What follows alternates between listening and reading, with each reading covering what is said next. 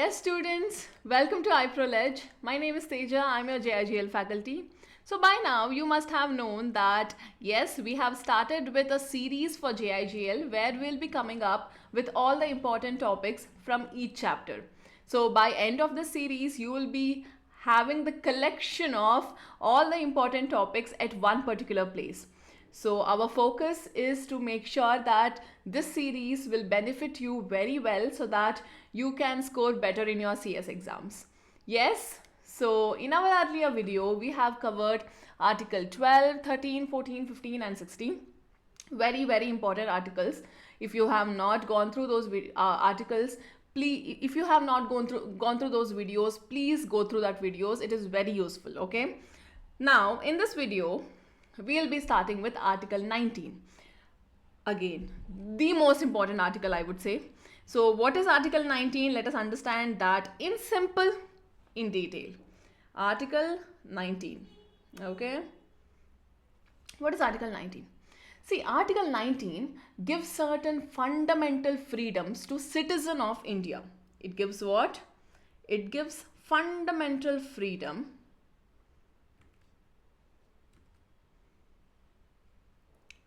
to whom? Only to citizen of India, not to the non-citizens. Very important. To citizens of India. Okay, this is very important. The highlight is it is only for citizens of India. Non-citizens cannot avail this. And this is a part of fundamental right. Yes, Article 19 is a part of fundamental right.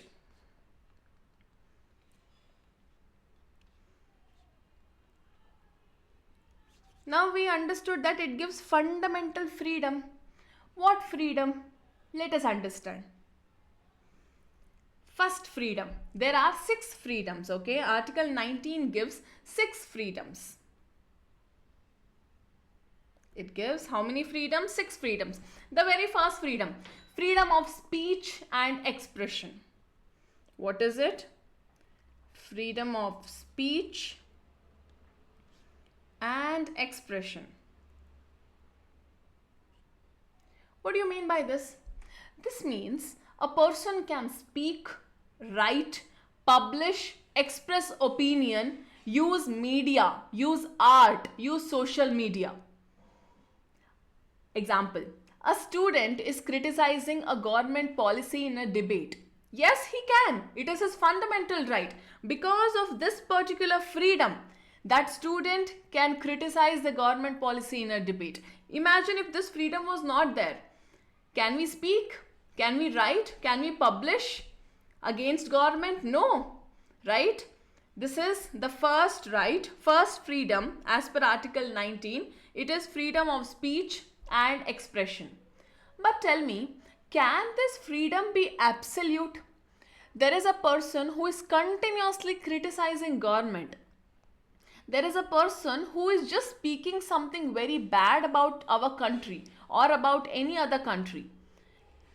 Because of this freedom, that person can say, yes, I can speak whatever I want. No. This particular freedom comes with restriction. These 6 freedoms comes with restriction. Okay.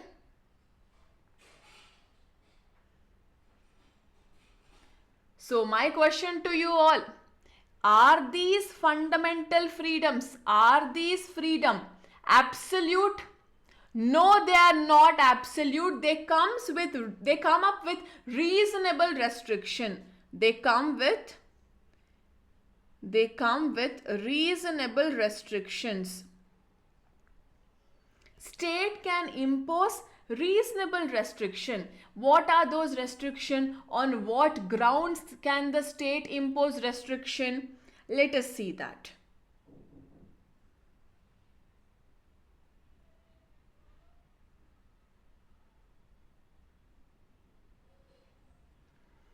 If at all it is affecting the sovereignty and integrity of India, of course you can put restriction. Second, if it is affecting the security of the state, you can put restriction.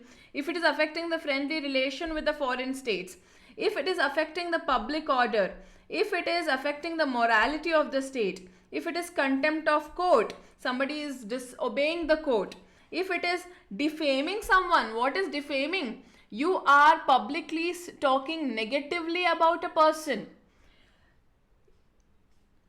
It is incitement to an offense. If at all these things are happening because of the freedom that is given to you, then the state can impose reasonable restriction. Okay, I'll give an example. Somebody is spreading rumor that cause riots. Can that person be punished? Yes, of course, that person can be punished. Why? Because of this particular thing, that there is reasonable restrictions that is put on the articles 19 of all the freedoms that is given. Understood, all of you? So what is it that you have to understand here? Article 19 is fundamental freedom available only to citizen of India. This is a part of fundamental right. Article 19 gives 6 freedoms to the citizen of India, but this comes with reasonable restriction. Got it, all of you? Yes. Now what is the second freedom that is there? Freedom to assemble peacefully. Freedom to assemble peacefully. What do you mean by this? What do you mean by freedom to assemble peacefully? Citizens can gather peacefully without weapons. Citizens can gather peacefully without weapons. Okay. Now, peaceful protest. Some kind of public meeting, is it valid? Yes, it is valid. But again, if it is affecting public order, if it is affecting public order, if it is affecting sovereignty of India,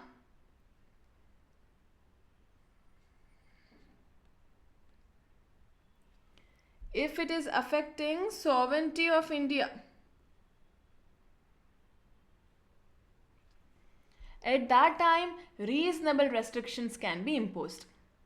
All of you understood what is the first freedom? Freedom of speech and expression. Second freedom is freedom to assemble peacefully. That means citizen can gather peacefully without weapons. But can we impose reasonable restriction? Of course, yes. In order to maintain public order, if at all it is affecting sovereignty of India, at that time reasonable restrictions can be imposed. What is the third freedom? Third freedom is freedom to form association or union. It is freedom to form association or union. What do you mean by this? See, citizens can form clubs, societies, trade unions, political parties. Yes. Now employees forming a labor union, can they do that? Yes, of course. So if I have to give an example, citizens can form club, they can form some kind of society, trade unions, they can form trade unions, they can form society. Can they or not? Of course they can. But again, will the state impose some kind of reasonable restriction? Of course, yes. When? In order to maintain public order, in order to protect the morality, and to maintain sovereignty of India. Sovereignty of India. All of you clear? So, in order to protect the public order, in order to protect the morality, reasonable restrictions can be imposed. So out of 6 freedom, what is the first freedom? All of you, freedom of speech and expression. Second is freedom to assemble peacefully. Third is freedom to form association or unions. What is the fourth freedom? It is freedom to move freely throughout the India. It is the freedom to move freely throughout India.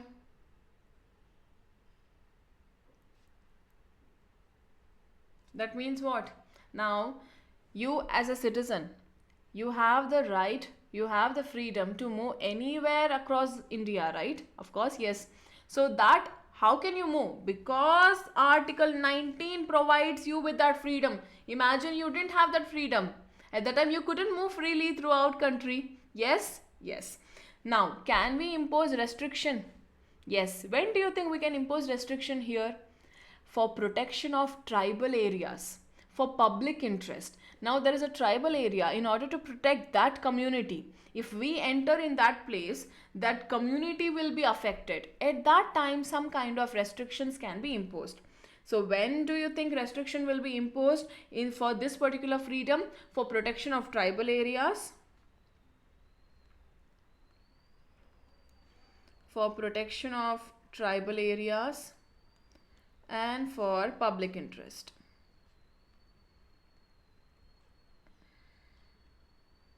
All of you clear? Yes. Now restricted entry in certain protected forest or certain tribal regions. Is it allowed? Yes, it is allowed. What is the fifth freedom? It is to freedom to reside and settle anywhere in India. What is it? Freedom to reside and settle anywhere in India.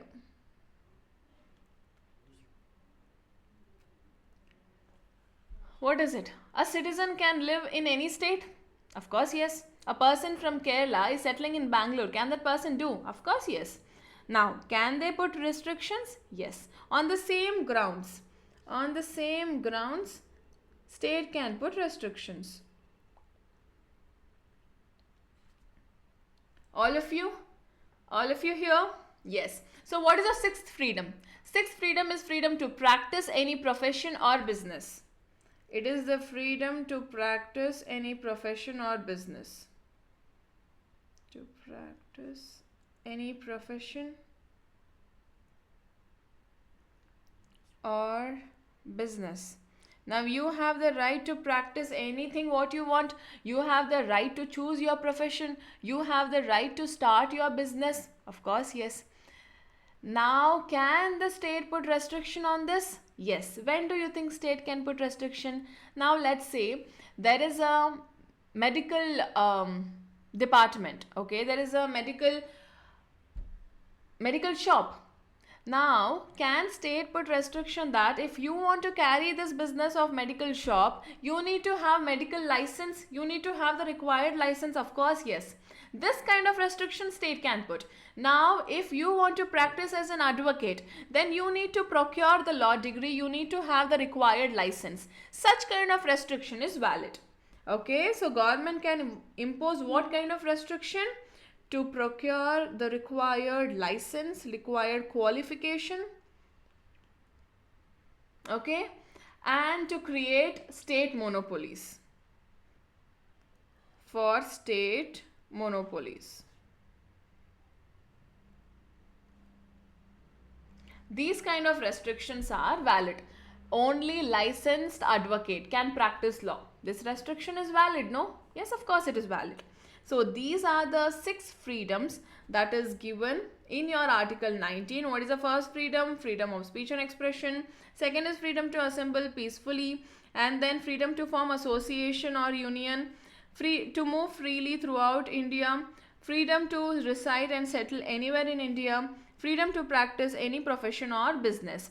Again, are these restrictions, are these freedoms absolute? No, they are not absolute.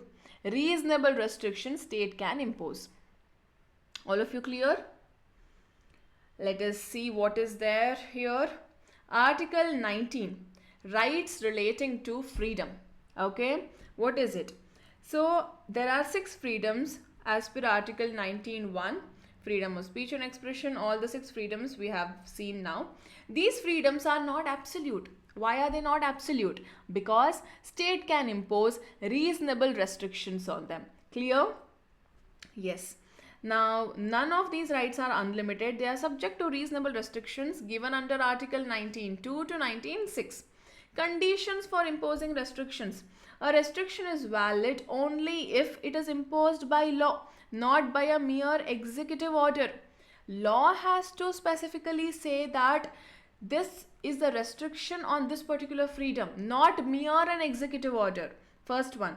And it has to be reasonable. Just vaguely you're putting restrictions without any reasons. No, it should not be arbitrary. And for a permitted purpose, such as for public order, security of the state, for these valid reasons only you can put the restriction. Clear? Yes. Next.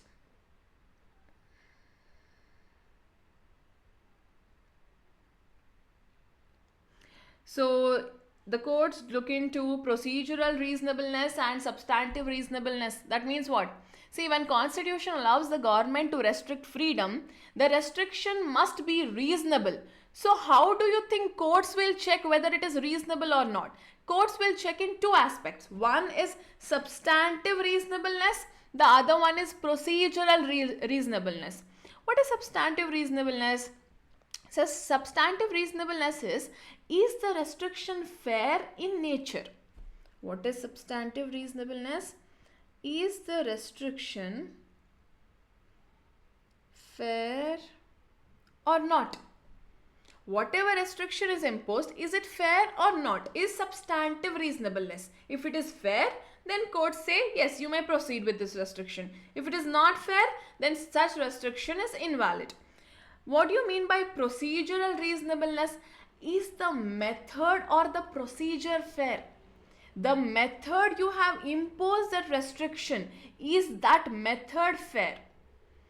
Understood all of you? So what is procedural reasonableness? Is the method or the procedure that it is imposed, is the process, was the fair process followed or not? Okay? Is the method or the process fair? The way you have put these restrictions, was that method fair or is it affecting the public interest? Will be checked. Understood? Clear? So was the process fair or not? Was the notice given? Now let's say if the shop license is cancelled, was the court will check, was the notice given? Was hearing given? Was proper authority followed? If no procedure is followed, then that restriction is unreasonable. If proper procedure is followed, then such kind of restriction is fair. Got it? Yes? Clear all of you?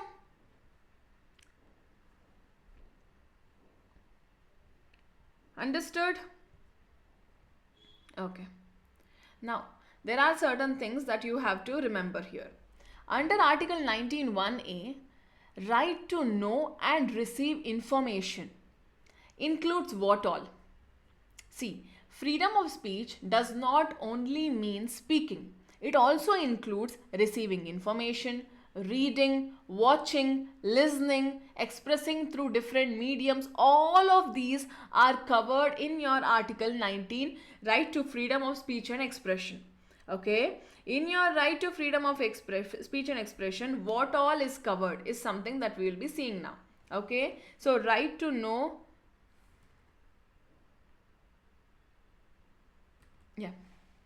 okay, so right to know and receive information.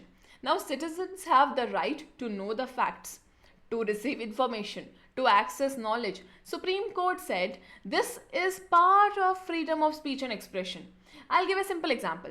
Reading newspaper, watching news, accessing public information. All of this is your right? Yes, it is your right. What are you doing here? You have the right to know the information. You are receiving the information. This is also a part of right to freedom of speech and expression. So what all is included here? What all is included in Article 19(1)(a) is what we'll be seeing now. Okay, first, right to know and receive information. Right to know and receive information. Okay, what is the second thing that is included? Right to access media. Citizens can use newspaper, citizens can use TV, can use internet, can use radio, can use social media. So what are you doing here? Right to access media. This is also your fundamental right. Okay. Next, what is the third thing included here? Telecasting and media access. Now, electronic media is also a part of freedom of speech. Broadcasting matches, news channel, online streaming are all protected forms of expression. So, telecasting and media access, it's your freedom.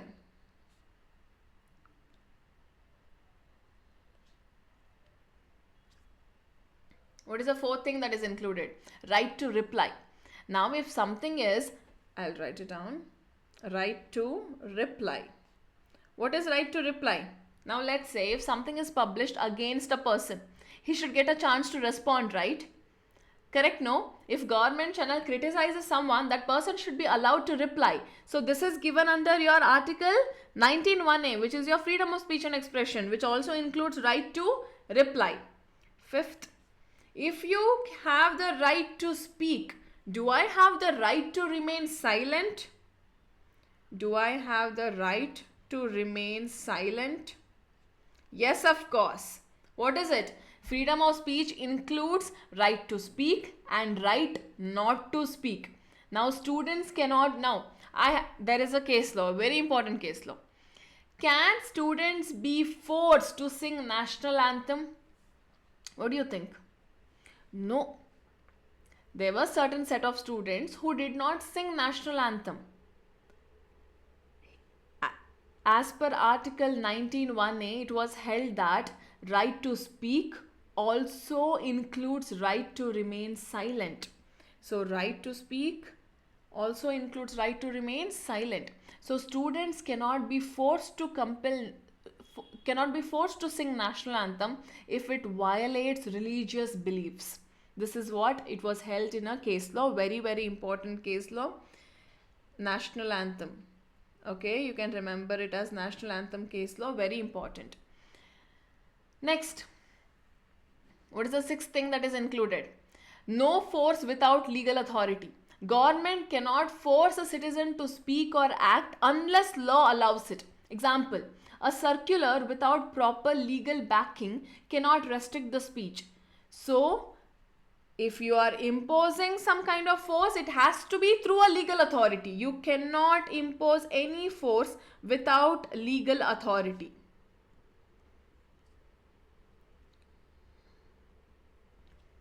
Okay? What is the next right? Right to flag the national flag. Right to fly the national flag. What is it? Now, respectfully flying the national flag is a form of expression. Displaying the flag at home on Independence Day, that is also a form of expression. You are expressing it. Okay, so right to right to fly national flag. Okay, next, dramatic performances are protected speech. Now, expression is not only words, it can be come through art, plays, drama, performances. Even this is covered under article 19(1)(a). What is it? Dramatic performances. These dramatic performances are protected speech. They are also form of expression.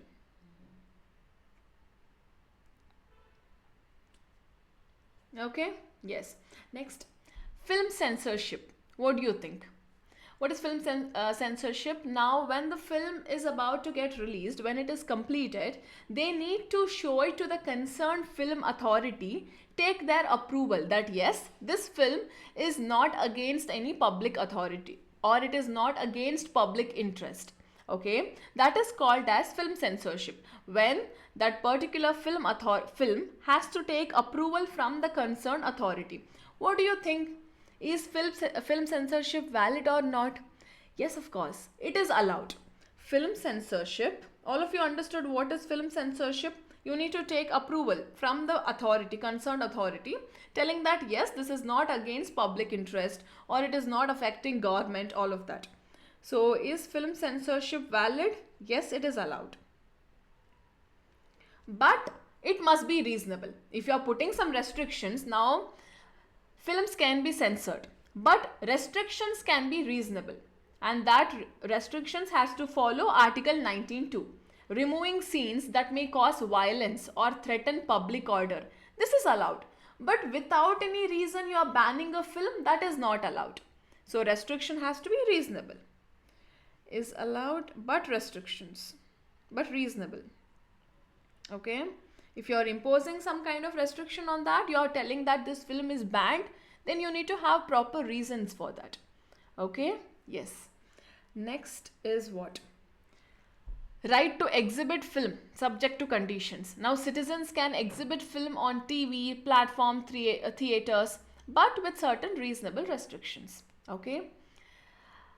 Next is commercial advertisement and freedom of speech. Understand this. What was the earlier view? Supreme Court earlier said that advertisements, we are talking about advertisements, okay? Advertisements are related to trade and commerce, not expression of ideas. So they were not protected. What did Supreme Court held earlier? Not the current situation, earlier. Supreme Court held advertisements are related to trade and commerce, not expression of ideas. So they were not protected. Now there is a changed view. Later Supreme Court said that advertisements give information to consumers. Therefore, commercial speech is also protected under Article 19(1)(a). I will give an example. Advertisements informing about medicines, about product, about services. What is happening here? This advertisement is giving information to the consumers. So this is commercial speech. Even commercial speech, even your advertisement is protected under Article 19(1)(a). But if there is some restriction imposed on commercial speech, it has to be reasonable. Okay, even though it is protected, government can restrict misleading advertisements. So what is it? Is commercial advertisement included here? What do you think? Yes. So commercial advertisements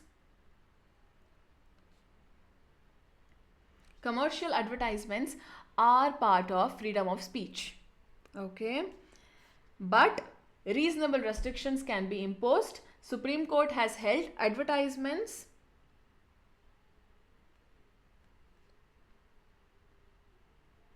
gives information to consumers.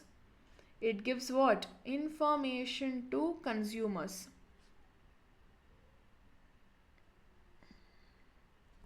That is why commercial speech is protected under Article 19(1)(a). Very important. Commercial speech is protected under Article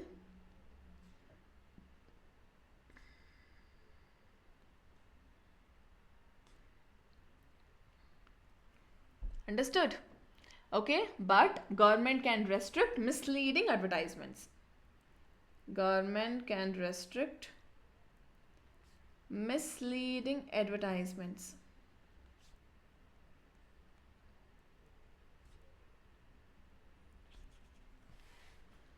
Got it, all of you? Clear? What all is included in Article 19(1)(a)? Very, very important. Okay. This is very important. What did we see now? We have seen what is Article 19. It gives 6 fundamental freedoms. Okay. First freedom is freedom of speech and expression. But before that we have seen, is this freedom absolute? No, it is not absolute. It comes with reasonable restrictions. Who can impose reasonable restrictions? It is the state. Now, is this fundamental freedoms available to non-citizens? No, it is available only to citizen of India. So, in the first freedom is what? Freedom of speech and expression. In this freedom of speech and expression, what all is included is also we have seen. These are the 10 important things that are included in Article 19(1)(a). Very, very important. Right to know and receive information is also a part of your freedom of speech and expression. Second, right to access media. Third, telecasting and media access. Right to reply, right to remain silent. All of these are the things that are included in your freedom of speech and expression. Okay, very, very important. Film censorship and commercial advertisement. Very important. Okay. Yes. And then we have seen other freedoms: freedom to assemble peacefully, freedom to form association or union, and then to move freely throughout India, freedom to reside anywhere within the country, freedom to practice any profession or business. Okay, these are the 6 freedoms which comes with reasonable restrictions which is imposed by state. Can any executory order impose these restrictions? No. We have seen here, right? It has to be imposed by law only. And another important thing what we have covered is, how do courts check whether it is reasonable or not? How do courts check the reasonableness? It checks 2 things: procedural reasonableness and substantive reasonableness. Substantive reasonableness is the restriction fair or not? Procedural is the method has been followed properly or not. Yes, this is your Article 19, the most important article even for your exam. Okay. Yes. So earlier, right to acquire, hold and dispose property was also the fundamental right. But now, as per 44th Amendment, they have removed this from the fundamental right. It is no more a part of Article 19. Got it? Yes. Clear all of you? So we are done with Article 19. In our next video, we'll cover the remaining articles. Yes? Alright, thank you. Yes, students. So we have seen in detail what is Article 19. Let us quickly check your ICSI module. Yes. So what is Article 19? Rights relating to freedom. So these are the 6 freedoms that are there, which we have already covered in detail. Now, reasonableness. Are these freedom absolute? No. Reasonable restrictions can be imposed on these freedoms. Who can impose? State. How should the restrictions be? Reasonable. What are the things that they need to consider while imposing restriction? First, there are 5 things that they have to consider. First is, what is the objective of the restriction? What is the purpose behind imposing this restriction? If that restriction is valid, then you may go ahead. Next, the nature, extent and urgency of the evil sought to be dealt with by the law in question. That means what? When the restriction, I'll give an example. There is ban on internet, there is ban on broadcasting because of some riots. So for public interest, this particular restriction is very much urgently required. So such restrictions are valid. Okay, they will check the urgency of the situation, why this restriction is imposed. Next, how far the restriction is proportioned to the evil in question. Whatever restriction you are imposing, is it proportionate with the problem? Is the restriction too harsh compared to the problem? That you have to check. I'll give an example. Now, let's say there was a ban on, so that there was some newspaper that published something that was against public interest, that was against government. Now, is it valid putting a ban on all the newspapers? No, right? That restriction is too harsh. We can put ban, the state can impose ban on that particular newspaper. That is valid. So we have to check whatever restriction is imposed, it should not be too harsh. It should balance, it should be proportionate with the problem. Okay. Next, what is the duration of the restriction? Is it temporary? Is it permanent? Now permanently I am putting a ban on the newspaper. Doesn't make sense. Temporary restrictions are valid. The conditions prevailing at the time of the law, time when the law was framed. When the law was framed, at that time what was the situation? That will also be considered while imposing restrictions. So what are the 5 things? Very, very important. First is, what is the object of the restriction? What is the purpose of it? Next, what is the urgency that is required? Is there any urgency there while imposing the restriction? That will be checked. Next, it has to be proportionate. There has to be balance between the both. What is the duration of the restriction? For how much time it is imposed? And then what is the situation? When the law was framed, what was the current situation during that time? That also will be checked. Next, very, very important. The onus of proving to the satisfaction of the court that restriction is reasonable is on whom? It is on the state. What do you mean by onus of proving? It is called as burden of proof. Who has the burden to prove that yes, this restriction is reasonable or not?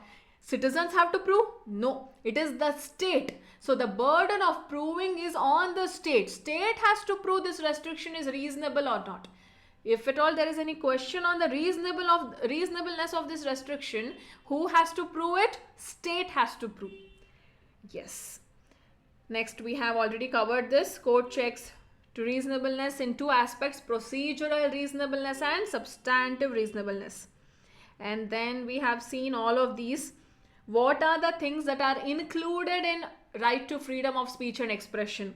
All of these things we have covered. First is freedom of speech includes right to communicate through any media. So in each case law they have given, just if you go through adjacent to these case laws, these are the rights that are included. Okay. Yes. In this is very important. Menaka Gandhi case law. What happened in Menaka Gandhi case law? In this case law, freedom of speech and expression includes the freedom of press, because both share the same basic nature. So freedom of press also got included because of through this Menaka Gandhi case law. And then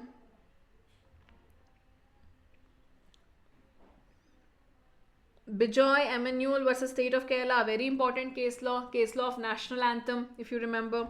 So what happened? Certain set of students who followed a certain belief did not sing national anthem. They were silent. They were respecting national anthem but did not sing. So here the question was, they are violating this article. So here, as per this article, it was held that freedom of speech and expression also includes freedom to remain silent. So you're not disrespecting national anthem just because you're not singing it. Okay? Yes, this is what happened. So these are all the freedoms, these are all the rights that are included in your 19(1)(a). Yes. So these are the next freedom of assembly. Can you impose restriction? Yes, for sovereignty of India and for public order. And then freedom of association, freedom of movement, freedom of residence, freedom to trade and occupation, 19(1)(g). Monopoly. What is this? So here we have seen that state can have monopoly. State can impose restriction that this particular business government will carry or government related association will carry. Is that restriction valid? What did I say? State can impose certain restrictions that government or government related association can carry this particular business. This business private bodies cannot run. Only government or government related bodies can run this business. Are these restrictions valid? Yes. Such restrictions are valid. That is called as monopoly, where one entity, one person will rule that particular business. There is no competitor there. So such restriction, so government can have monopoly over a business. Such restriction is valid. Your railways, right? That is the best example. So here what happened? There are two important case laws. First case law is Chintamanan Rao versus State of MP. In this case law, what happened? So government had put a ban restriction telling that if those on the BD, your tobacco and all of that, so cigarettes, so on cigarette manufacture during agriculture season. Why? Because government felt that everyone are into that BD making business only and nobody is entering the farming business. So we wanted more laborers who can handle farming. So this is the reason why government imposed a restriction. So what was the question before the court? The question before the court was, here government put restriction on even those people who are not farmers. Okay, farmers are on farmers there is restriction that you have to enter into farming in this particular season. We can consider that is valid. But you have put restriction not only on farmers, on everyone who are in the BD making business. For so many people, because of that BD making business only, they are making money. Their main income is because of that. So court held that this sort of restriction is invalid. Government cannot put, state cannot impose such restrictions where you are completely restricting someone's income. This is invalid. So this was held in this particular case law. And then there is another case law, Association of Registration Plates versus Union of India. In this case law, what happened? Government allowed only selected manufacturers to produce high security number plates. So only such selected group of people, only selected manufacturers can produce this. This was held, it is valid. Such kind of monopoly can be imposed. Got it? Understood all of you? So what kind of restriction is there? That has to be reasonable. Even if government is having monopoly over a business, the restriction has to be reasonable only. So this is your article 19, a very, very important article. Yes, students? So we will cover the remaining articles in our next class. Yes? Thank you. Please like, share and subscribe to iProledge. Yes. Thank you.